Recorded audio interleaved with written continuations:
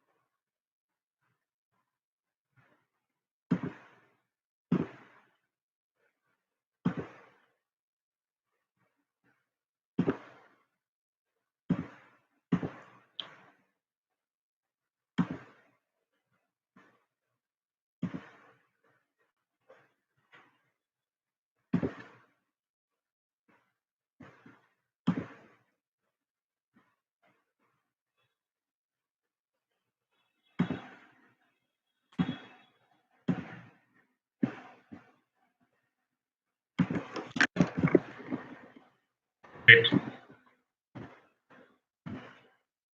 Hi, hello. Hi, good evening, everybody. Thank you very much for joining this evening. So we are live on LinkedIn, we are live on YouTube, and we are live on Facebook. Unfortunately, YouTube or LinkedIn do not have the share screening feature. Looks like Facebook has got share screening feature. Whatever, I will, wherever, whichever platform there is a possibility of screening the share, I will do that. Otherwise, I will probably talk to you. Great. I'm able to see your comments, and so, like regular as usual, let me structure our interaction for today so that we are effective. Yeah. Now, so this is how I would like to structure our interaction for today. I have received lot many queries during session one as well as after session one through personal messages and comments on the post. I have segregated all of them into these below points. One is charging infrastructure. What is happening in charging infrastructure? And probably you are a professional, or you're an entrepreneur, or you have a family business, or you wanted to start something new, and electric vehicle market is of course is a sunrise industry at this point of time, and you really want to understand what opportunities are there other than the heavy investment required manufacturing. I will talk about that also. Then some of you asked, what is the detailed written off investment working between a regular electric vehicle as well as an internal combustion engine vehicle? I will of course talk about it. Then effect of COVID-19 on EV market, what it is going to be. I will of course talk on auto industry and then touch base upon the EV market. Most importantly, I will also kind of speak about what Avan India is doing right now, what are the various business models that we are working on, and how can you be a collaborator or a participant in that particular complete ecosystem. Is it clear so far?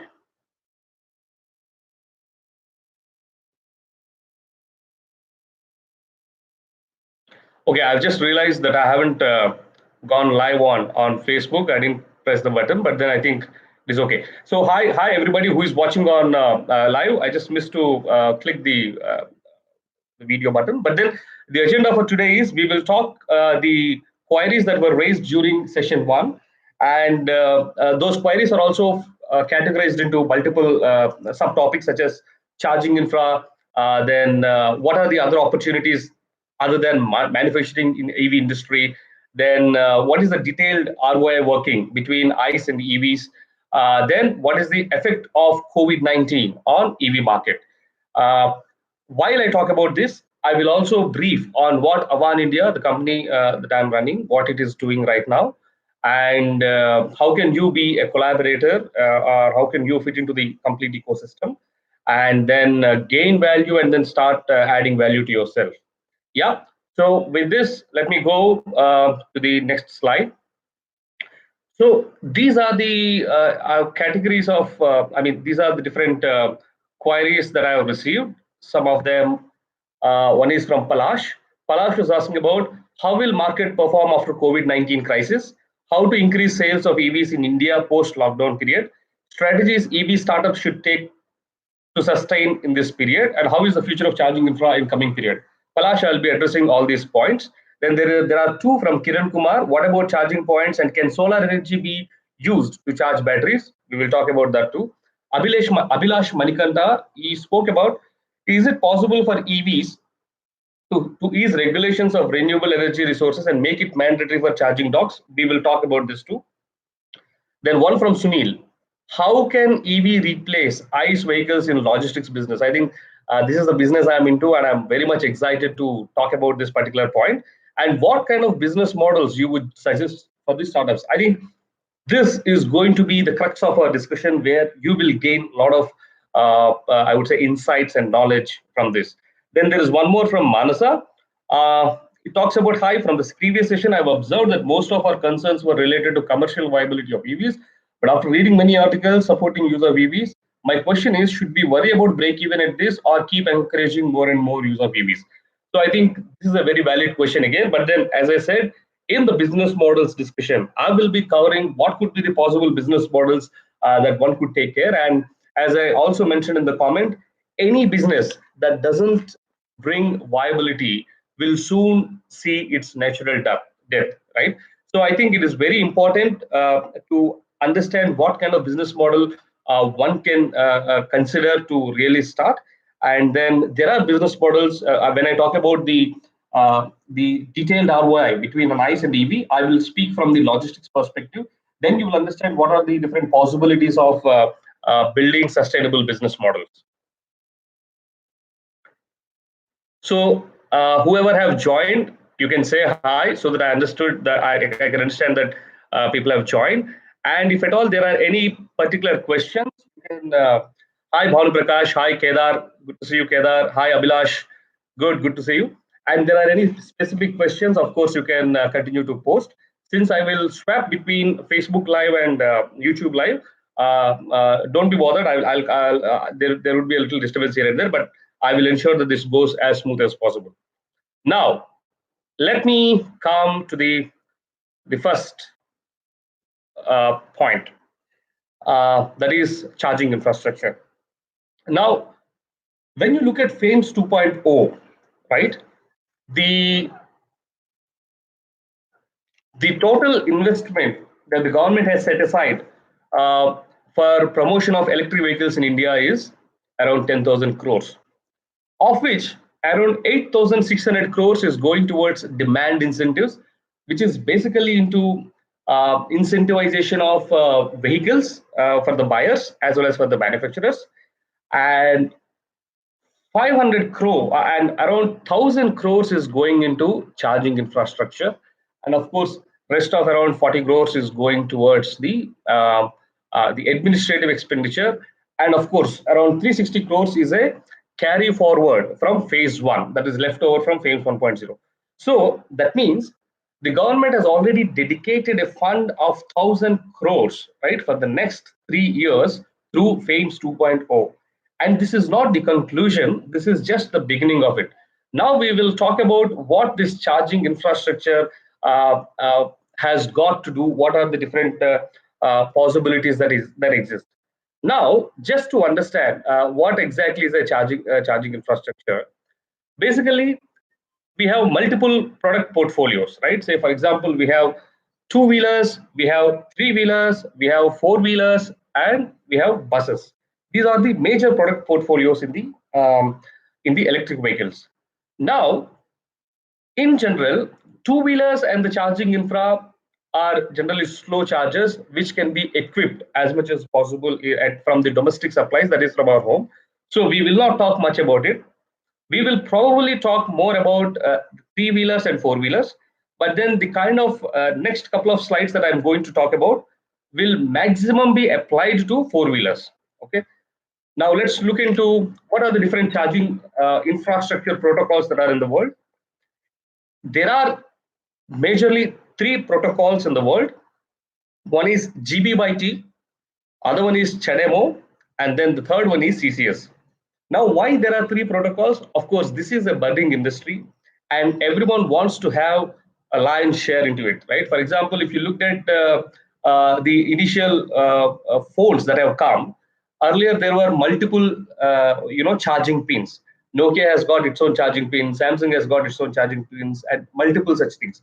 But then, as the industry developed and then as the consolidation happened, then came standardization, right? Though may not be exactly similar, but we can also consider this as one. Every market wants to have their dominance. For example, Chinese market wants to have a dominance on electric vehicles, and hence they have developed their own protocol called GB by T. Then the Japanese companies said that, hey, why do we have to follow Chinese protocols? Let us develop our own. And hence they developed something called CHAdeMO. Then the European companies like BMW, Volkswagen, right, Daimler Chrysler, they said, why do we have to follow China or Japan? Why not we have our own, right? Whether it is Ford also comes into this. And they have CCS protocol. While these are all one hand, then our great Musk said, to hell with all of you. I really do not care what you're going to. Mine is a different league altogether, and I will develop Tesla superchargers. So, though in majority there are three, GB by T, CHAdeMO, and CCS, but then Tesla has got its own charging, I would say, protocol. Now, your question, I'm sure, would be, what is India adopting right now? Yes, Abhilash, I will definitely talk about scope of career for the students in the field of EV after BTech and MBA. I will talk about this. And this knowledge, what I'm sharing, will definitely help you to build your perspective. Keep asking your questions. I will answer them right at the right time. Hi, Sunil. Hi, Mansa. Hi, Praveen. Yeah. So we saw, right, there are multiple protocols. And then unfortunately, India hasn't yet developed its own protocol. But then India always takes a smarter approach. So India said that, hey, anyway, these companies of China, we cannot influence them. Companies of Japan and Europe and US and Tesla, we cannot really influence them. Let me open up all protocols, right, in my country. So India, the charging infra protocol says that, right, we will have kiosks for GB by T, we have kiosks for CHAdeMO, we have kiosks for CCS also. For example, majority of the buses that are running in India, that is Electra Green or BYD buses that are running in Hyderabad, Mumbai, Bangalore, right? All these electric buses are under the GB by T protocol. Similarly, Mahindra E2O and Tata Tigor are GB by T, whereas Nissan Leaf, right, is different. Correct.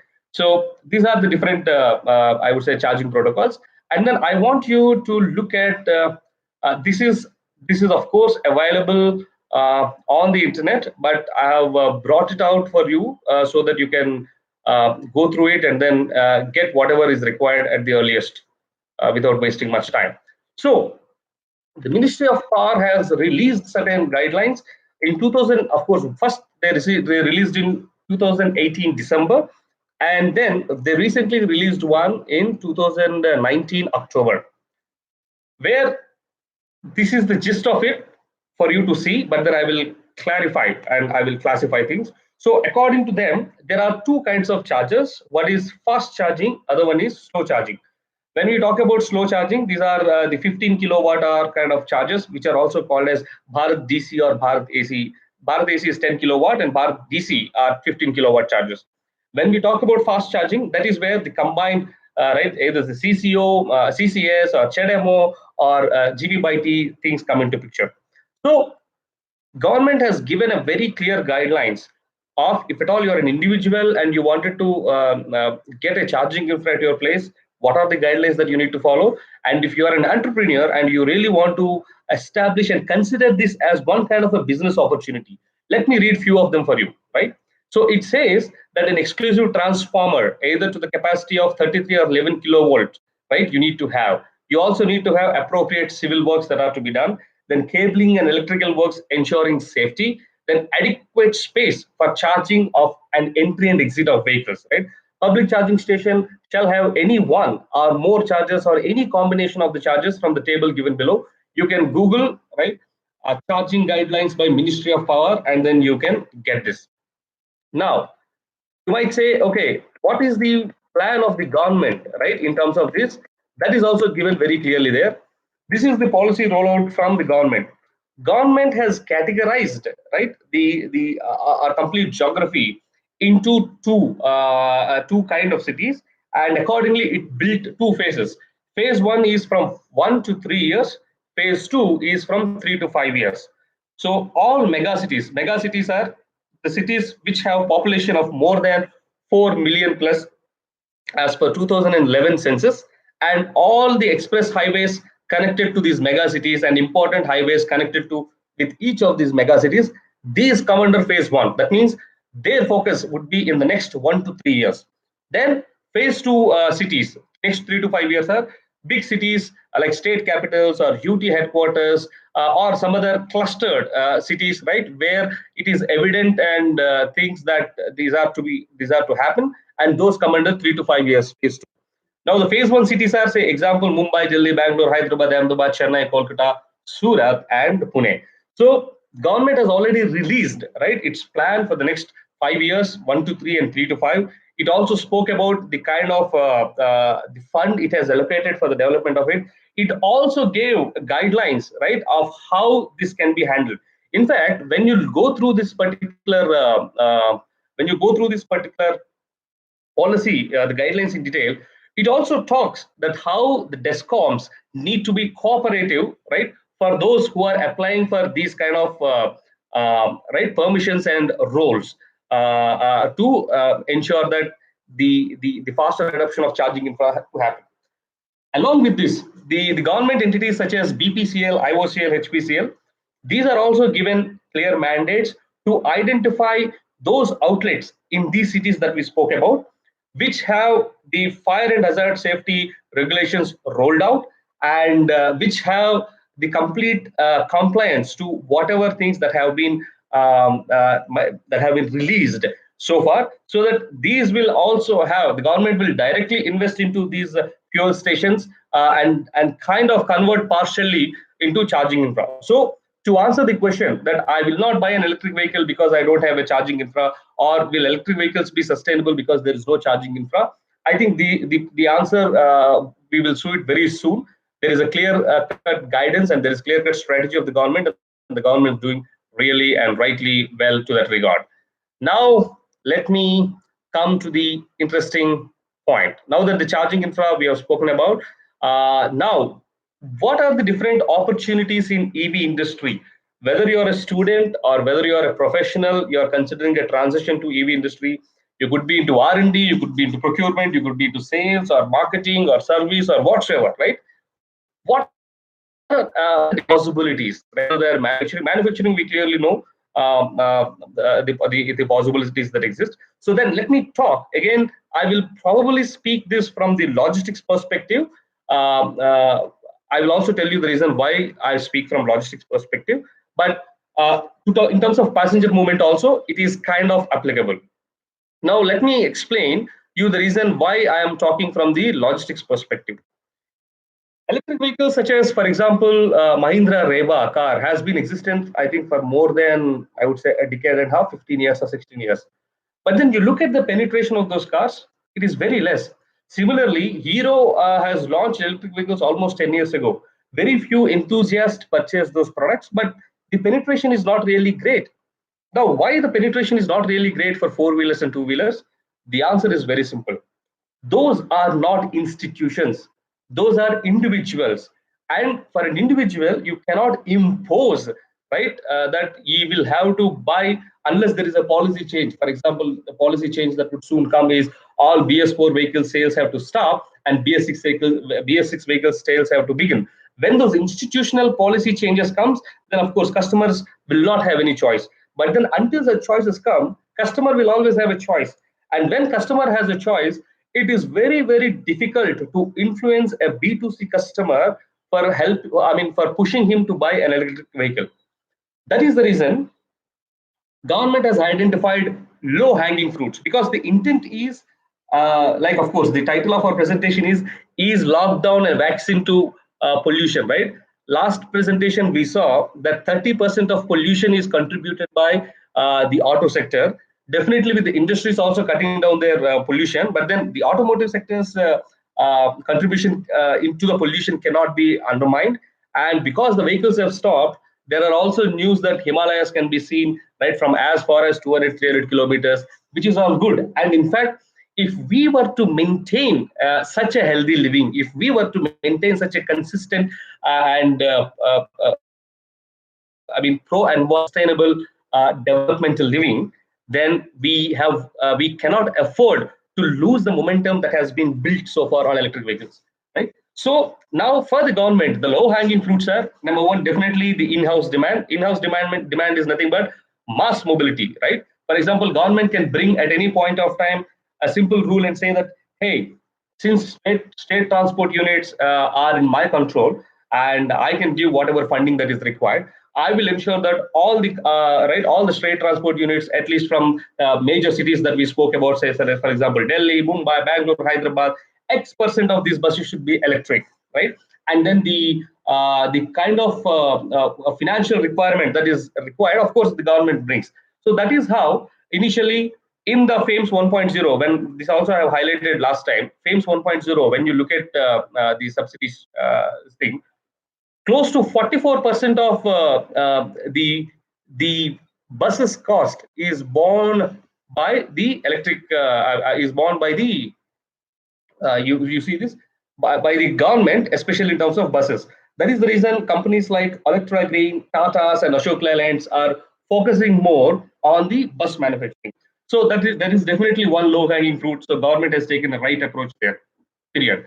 The second low hanging fruit is it is difficult to influence a B2C customer, but it is easy to institutionalize. That is, it is easy for government to say, hey, Olas and Ubers, right? You have so many millions of cars in your platform. Let us start from you, right? Every year on, I would like to see X% of your complete total car park to be electric, right? This is again an institutional right step which is easy to implement. Similarly for Zoom Electric. Now this is the second low hanging fruit, which of course government is doing it. The third low hanging fruit is the logistics. Why? Because if you see the in-city movement or the intercity movement, other than next to the people, if at all there are any products that are moving, that is completely into transport, supply chain, and these. Now imagine if all the if there is a regulation or if there is a guidelines that is brought. Of course certain states are already bringing it. Example Delhi, you should look at Delhi's electric vehicle policy, go download and look at it. It has got restricted zones where, right, the regular diesel vehicles cannot enter, right? And it is also incentivizing the electric vehicles. For example, in certain zones, if you have an electric vehicle, you do not have any restrictions in the movement. That means you can run from any time to any time. Whereas for a diesel vehicle, you cannot run between 11 a.m. in the morning and 4 p.m. in the afternoon. That means all your deliveries you will have to do before 11 a.m. or if required only after 4 p.m. But then there are no such kind of regulations for the EVs. Similarly, there are also cases where electric vehicles also have got a specific parking slots, right, available again on the regular public places. So these are all the other low-hanging fruits is the logistics sector. And then in logistics sector, the product portfolio that we are looking about are definitely four-wheeler category, which are either Tata Ace or Mahindra Jeeto or Ashok Leyland, those which are one tonners who run in the cities 80 to 100 kilometers range make the deliveries to the customers or between B2B. And then the next significant product to this is the three wheelers, right? Electric three wheelers, because three wheelers, fortunately, right, if you look at the complete electric vehicle market, three wheelers are the products where the cost parity between a regular existing diesel slash CNG and an EV, the parity is almost good, and hence you can obviously right, look at that as a low hanging fruit, because once you can demonstrate the technology, you can demonstrate the product, and you can demonstrate the endurance and the robustness of these products, then three wheelers is the other low hanging fruit. Now, from this perspective, why is this again so? If you look at this particular slide, right, logistics, whether it is 3PL and express and everything, it is in total around a 6,000 billion industry, which has got major players running this industry, and hence logistics cannot be ignored. Now, these are all different brands that are running the logistics industry in the country right now, and we are very proud to say that Gati has taken a lead, especially through its operations either with IKEA and now with the Big Basket, and going forward with Amazon and Flipkart. Gati has taken the lead, right? So and hence logistics becomes the low hanging fruit for the government as well as for the other ecosystem players to focus on this industry for the faster adoption of electric vehicles. Now, even in logistics, let me further break down the problem. Are there any questions? Can I see? Sorry, I'm just at the presentation. So, will people in general be comfortable traveling in public or taxi mode post COVID? Bhanu Prakash, we will definitely, people will not be comfortable. We will talk about it. We will talk about this when I come to the COVID-19 effect. And friends from Facebook, please feel free to post your queries. I'll be happy to answer them. So now, in general, the logistics movement is basically categorized into three, right? One is the first mile, second one is middle mile, third one is last mile. First mile is aggregation or segregation of goods, which, and then middle mile is from city, say for example Delhi, and if I are there to move to Kanyakumari, that is the middle mile. And then the last mile is within Kanyakumari, delivering them to the customers. This is the last mile, right? Now let me talk about again the among all these three. Again, the low hanging fruit, the easy adopting signal or sector is the last mile opportunity, last mile deliveries. Why is it easy? And because simple, the number of kilometers that any vehicle has to run is limited, hardly 70 to 80 kilometers. And anything that happens in the city, it is very easy to go address that particular vehicle and then fix it up. Third one, it will reduce the pollution where people are living, we are living, right? And then so all these problems could be solved when electric vehicles can be deployed for the last mile deliveries. And Avan, which is the group that has been formed to address this problem, solves this problem. Now I'm coming to the important point of what are the possible business models that I'm talking about, and what is the business model of Avan, and how can you be a participant or a contributor to it. uh,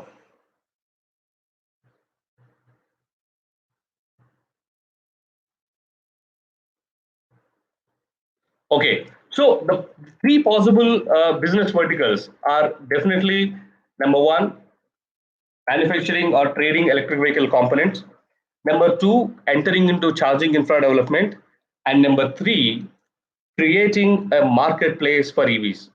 Now, let me focus on the third one, because market manufacturing and trading, everybody is aware. If you have real good I would say a good funds at your disposal to start, then you can definitely get into some kind of companies who are based out of China, understand how they are working, and then try to develop the technology by your own. Or there are many startups that are working in India, you can kind of invest into them and work along with them.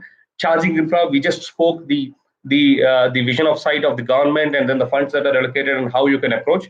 Of course, don't expect me to kind of peel the banana and feed it to you. These are just the right. I'm touching the areas, and then basis your interest, you can kind of pick and then do a deeper research, and then of course write to me always for further insights. And then the third most important thing is marketplace for EVs. Why? Because, as I said, it is very difficult to convince an end customer when he has an option between a reliable and proven diesel vehicle and a marketplace for and then an electric vehicle. However, and hence there is always a risk of ownership. That means either the individuals or or the companies who actually need the last mile deliveries are not really looking into the owning of assets. That is where the marketplace can come into picture. What exactly is a marketplace? I, as a company, will own the assets. I will deploy these products at my customer's place, give them the right service, and I will ensure that these assets are utilized maximum so that I can still afford to give the services at the same cost what a diesel vehicle could be given. Is it interesting? If it is interesting and if you are able to follow, I want you to type interesting and we are able to follow. Otherwise, it is very, very strange to me to connect virtually because in conferences, etc., I can speak to the people and then I can see their response and answer them. Here, I feel like I'm talking to myself. If it is interesting and you're able to follow, please type in there along with your queries.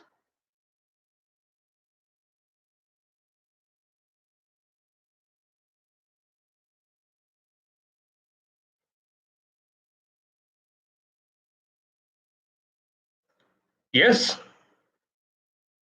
Okay, let me continue. Let me tell you, so as I said, the focus, the possible thing is marketplace for EVs, and that is where exactly Avan is adding value to the ecosystem. And this is how you can see. Let me now sum it for you. What are all the different, uh, I would say, elements in the last mile delivery ecosystem? Number one, definitely owning of vehicles. Number two, maintaining of vehicles. Number three, mobilizing the right resources. That means training the people who will be able to drive those vehicles, maintain those vehicles, and make deliveries. Fourth one is charging infrastructure. And all together, as a solution, is given by Avan India to customers, not only like Big Basket, but to Mintras and Flipkarts and Amazons, right? Those are some of our products which we are already using. Now, you pick up where you wanted to contribute. If you say that, hey, I can mobilize people and I can train people and then create a funnel of trained expert drivers and delivery persons, then pick that up. If you say that, no, I have an expertise, I can develop teams who can kind of maintain these vehicles, who can provide services to the vehicles, pick it up. Or if you say that, no, I'm more keen on interesting in operations, I really want to be part of these delivery operations and then see how it is going on, pick it up. So other than, see, Aman India is not manufacturing any vehicles, but at the same time, we are able to offer to our customers which the other players are not able to offer. And I'm encouraging you to pick one of these areas, and then you can, if at all you are interested, you can kind of collaborate and join with us and then see how this can be given.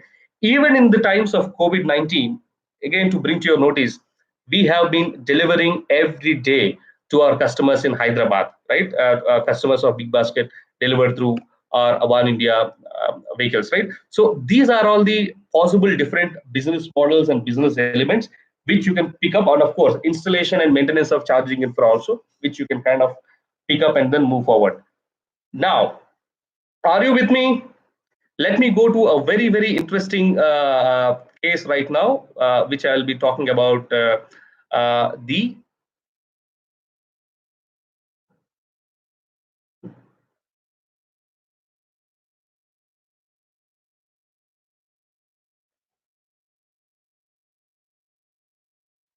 okay. Looks like there is a technical glitch in the Facebook. So sorry, please log in again. Now let me take you through a very, very uh, great, so interesting. Can't we practice asset light model used by different players in the industry? Yes, Vishant, you are absolutely correct. But then see, asset light model, in the sense, what does that mean? Now I have the requirement. I want the requirement to be met, but I want to do it without actually owning the assets. Then, if I do not own the assets, then somebody has to own it, right? So that ownership, if the ownership ideal way of this being successful is If the end driver, say for example, a person who is driving a Tata Ace or a person who is driving a Bajaj A or Piaggio Ace, right? If these people choose to discard their old vehicle and then start owning these electric vehicles and using them, I think that's the best asset life model. But then at this point of time, nobody is doing it. So, and hence it is an opportunity for players like Avan India, right, to be able to own those assets, deploy those same assets with multiple customers, give employment opportunities to drivers, right, and yet generate right a lot of value and a lot of revenue. I think I was able to answer that question, Vishant. I will, of course, keep the QA to the end. Another 10 minutes, I will finish the presentation. Generally, any live interaction is basically people get into kind of Q&A, but I believe that way it will not be effective because the content is important, the sharing of knowledge is important. End of this live session, you should not feel that you have interacted with somebody, you posted certain questions, and then kind of you went off. No, I really want you to take. I want you all to become in your own domain a little knowledgeable than what you were before the live to what you are after the live, right? And be aware of the opportunities in the electric vehicles industry, and then see how right you can benefit from it. That is the reason I will take the questions to the end, and I will continue with the content that I have built. Now, let me uh, let me open up the profitability worksheet that I have worked out for you. Since we do not have a screen sharing option at live, so I will kind of what do I mean? I will I'll kind of read out these numbers for you. You can pick it up, and if you want to note them down, you can note them down.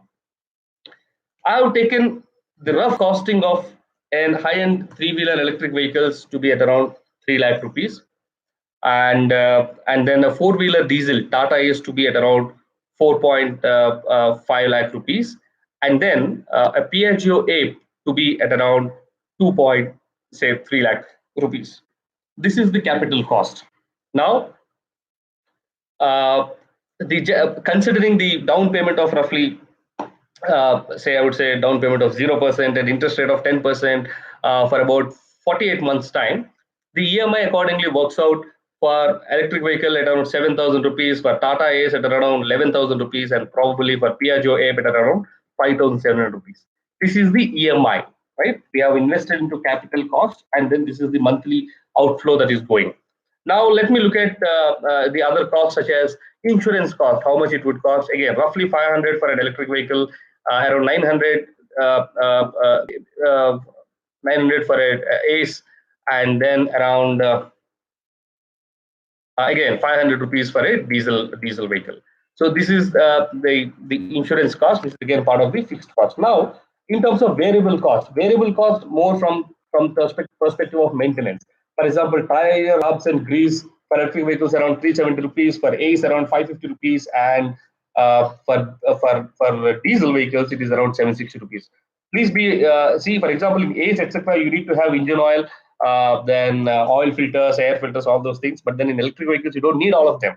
All you need is a brake fluid, a brake oil, because see, electric vehicles is not a rocket science. For example, if you, I'm sure boys generally love cars, right? And if you look at when we go back to our childhood memories, what would be our favorite cars? Definitely electric cars, right? And what those cars are? Simple. Those are battery driven cars. You put the battery, and the battery supplies the power that is required to the small motors that are connected to the wheels, and then the motors run, and then the cars move. Now, electric vehicle is safe, but just that the scale has increased. Earlier, the toy car has got a dummy driver in it, but then now, if I and you want to drive, we cannot drive in the toy car, and then it is scaled up to a real cycle. And since it is again an uncontrolled, for example, toy car is in a very controlled environment, but it is again an uncontrolled environment. We need to bring a lot of algorithms and complexities and processors, etc., to take care of the entire thing. But otherwise, it is very simple: energy source, motor, vehicles, and all these intelligently controlled by right some kind of a processors or electronic control units. That's it. So electric vehicles is not rocket science. It is simple, but yes, as simple as I said, when you get into the details, it gets even more complicated. Okay. Now, let me go to this particular model that I'm talking about. So, and then these variable costs, as I mentioned roughly. Now, coming to the number of units consumption and range. For example, the requirement is that every vehicle needs to run, say, 100 kilometers a day. Then, for an electric vehicle, the number of units that are required, say, is, for example, 8 units, and so 7 units. Okay, and let me take the cost of commercial unit is around 10 rupees. That means 70 rupees is the total fuel cost for electric vehicles. Now let me take an average of, say, for example, 15 to 20 kilometers for a Tata Ace, and similarly 15 to 20 kilometers for a diesel. So for it to run around 100 kilometers a day, we need around 6 liters. And then taking a diesel cost roughly at around 80 rupees, it is around 480 rupees. Similar is the case for the diesel auto also. So when you look at the running cost itself is 70 rupees 100 kilometers or 70 kilometers is roughly 70 paisa to 1 rupee. And 480 rupees, because 6 liters into 80, 480 rupees for about 100 kilometers is again 4.8 rupees per kilometer, right? This is the running cost. Now, just from the vehicle running cost itself, the electric vehicle cost running cost is around zero point 0.7 to 1 rupee, and then or 1 rupee 20 30 paisa. And then for a regular vehicle, the cost is around for around 5 rupees, right? Now, in the place of the Tata Ace, you can of course develop the same model with any electric four-wheelers car that you are considering to buy. You will get the math. Now, just the variable cost alone, the difference it is almost one fifth of what the cost of an diesel vehicle is. But then, as I initially considered the capital cost and etc. for a period of 48 months, etc., when I bring the EMIs, the capital cost, the maintenance cost, everything, insurance, everything into consideration, the kind of per kilometer cost, right, when I bring the capital cost as well as the running cost into consideration, for electric vehicles, logistics three-wheeler auto, it would be around 4 rupees. And for a Tata Ace, it would be around 10 rupees. And for a diesel, it would be around 7.5 rupees, right? So if you look at the model which I've just explained, it is very evident and clear that the total cost of ownership, right, in an electric vehicle, when you take a time of 4 years to 5 years, is much, much better than a regular vehicle. But all you need to do is ensure that these vehicles run as many kilometers as possible. Now, now that I have established that the total cost of ownership of electric vehicles is much lesser, right? When you look at the in terms of kilometers, it is around 5 kilometers, 5 rupees per kilometer. But for an Ace, it would be around 10 rupees per kilometer when you look at the total cost of ownership. It is very, very evident that the business models can be worked out which are feasible. But why is it not clicking? Definitely, the reason is simple. If I'm an end customer, I'm given a choice. I'm given a choice to buy an electric vehicle. I'm given a choice to buy a diesel vehicle.